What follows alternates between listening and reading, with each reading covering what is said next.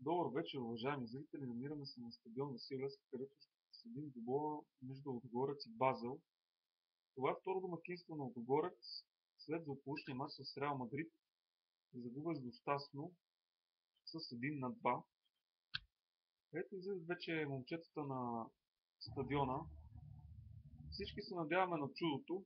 Чудото на първите 3 точки за българския отбор Шиковска лига. Сега удар на Марселиньо с глава и Вацлик спасява.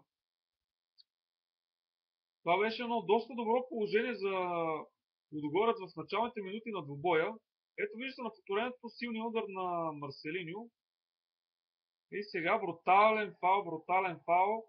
Серей Диес пъна Козми Моци. Да видим какво ще покаже съдята. Червен картон, уважаеми зрители. Червен картон за Серей Дие. Ето Серей Дие излиза под бурните освирквания на феновете. Атака сега за Базел.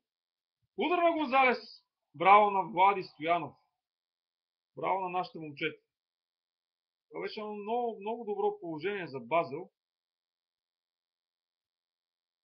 Сега Лудогорец напада.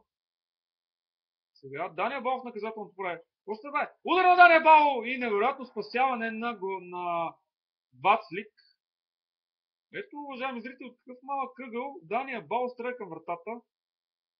Много голям шанс, но за съжаление няма гол. Поредна атака на Лудогорец. Удар и отново Том Вацлик спасява отбора на Базел.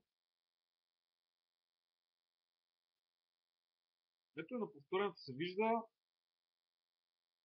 Ударът беше доста силен. Сега Вандерсон подава на Йордан Минев. Йордан Минев напред в наказателното поле. Какво ще стане? Удар на Йордан Минев! Удар и гол! Гол, уважаеми зрители, 92-та минута. Невероятно положение. Футболистите на Базел лежат на терена и не знаят какво става. Невероятно.